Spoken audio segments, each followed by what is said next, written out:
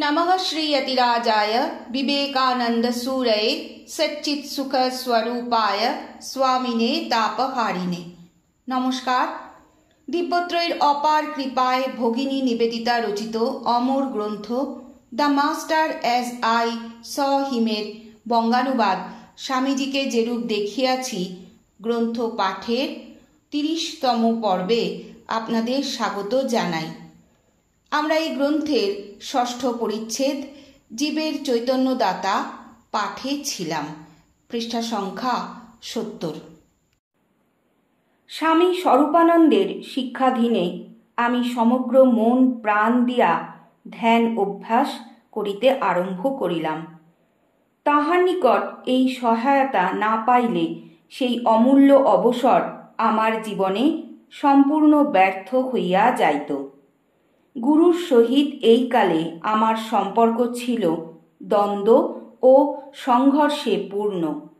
এখন আমি বুঝিতে পারি শিখিবার বিষয় অনেক ছিল, কিন্তু সময় ছিল কত অল্প।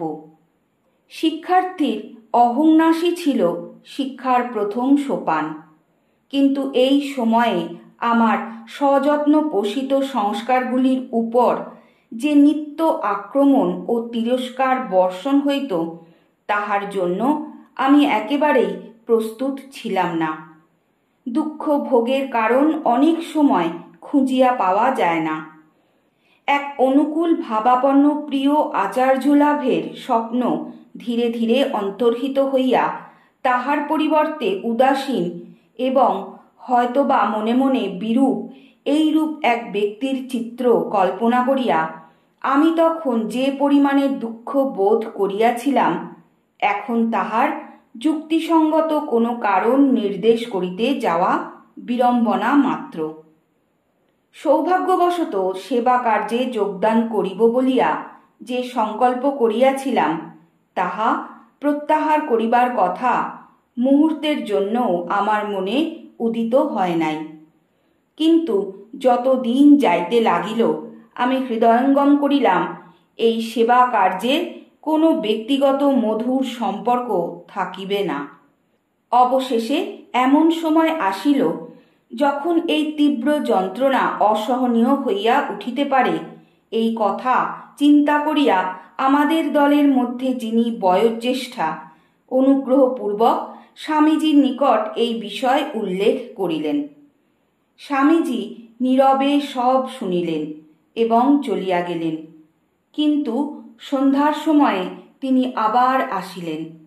আমাদের বারান্দায় একত্র দেখিয়া তিনি তাহার দিকে তাকাইয়া বালকের ন্যায় সরলভাবে বলিলেন, তোমার কথাই ঠিক, এ অবস্থার পরিবর্তন একান্তই দরকার। আমি একাকী জঙ্গলে যাচ্ছি, নির্জন বাসের ইচ্ছা, আর যখন ফিরব শান্তি নিয়ে আসব। তারপর স্বামীজি উপরের দিকে দৃষ্টিপাত করিয়া দেখিলেন আমাদের মাথার উপর নবীন চন্দ্রের শোভা।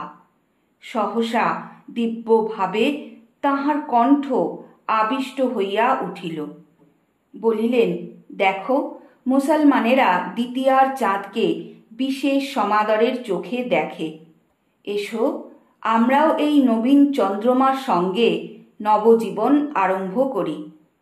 কথাগুলি শেষ হইবার সঙ্গে সঙ্গে তিনি হাত তুলিলেন এবং নীরবে তাহার সর্বাপেক্ষা বিদ্রোহী শিষ্যকে হৃদয়ের অন্তঃস্থল হইতে আশীর্বাদ করিলেন। ইতোমধ্যে শিষ্য তাহার সম্মুখে নতজানু হইয়া বসিয়াছেন। মিলনের অপূর্ব মাধুর্যে সেই মুহূর্তটি নিশ্চিত সমুজ্জ্বল হইয়া উঠিয়াছিল। তথাপি এই মুহূর্ত ক্ষত আরোগ্য করিতে পারে, কিন্তু যে মোহস্বপ্ন ভাঙ্গিয়া শতখণ্ড হইয়া গিয়াছে, তাহাকে আর ফিরাইয়া আনিতে পারে না। এই ঘটনাটি লিপিবদ্ধ করিবার কারণ, যাহাতে পরের ঘটনাটি বিবৃত করিতে পারি। বহু বহু বৎসর পূর্বে শ্রীরামকৃষ্ণ তাহার শিষ্যগণকে বলিয়াছিলেন, এমন দিন আসিবে যখন তাহার প্রাণপ্রিয় নরেন্দ্রের স্পর্শ মাত্রে জ্ঞানবান করিবার যে শক্তি জন্মগত, তাহা বিকাশ লাভ করিবে। আলমোড়ায় সেই সন্ধ্যাকালে আমি এই ভবিষ্যৎবাণীর সত্যতার প্রমাণ পাইয়াছিলাম। কারণ একাকী ধ্যানে বসিয়া আমি অনুভব করিলাম আমি এক অনন্ত মঙ্গলময় সত্তায় মগ্ন হইয়া গিয়াছি। সেই গভীর সত্তার স্বরূপ অহংপূর্ণ বিচারের দ্বারা কখনো জানিতে পারি নাই।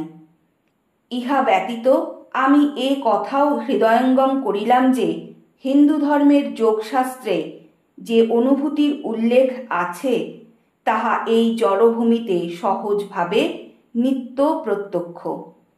আর এই সর্বপ্রথম আমি জানিলাম যে শ্রেষ্ঠ আচার্য এইরূপেই ব্যক্তিগত সম্পর্কের অবসান করেন, উহার পরিবর্তে নিরাকার দর্শন লাভ হইবে বলিয়া। আজ পাঠের এখানেই বিশ্রাম। ওং পরতত্ত্বে সদা লীনো রামকৃষ্ণ সমজ্ঞয়া यो धर्म स्थापनरतो वीरेशं तं नमाम्यहम्।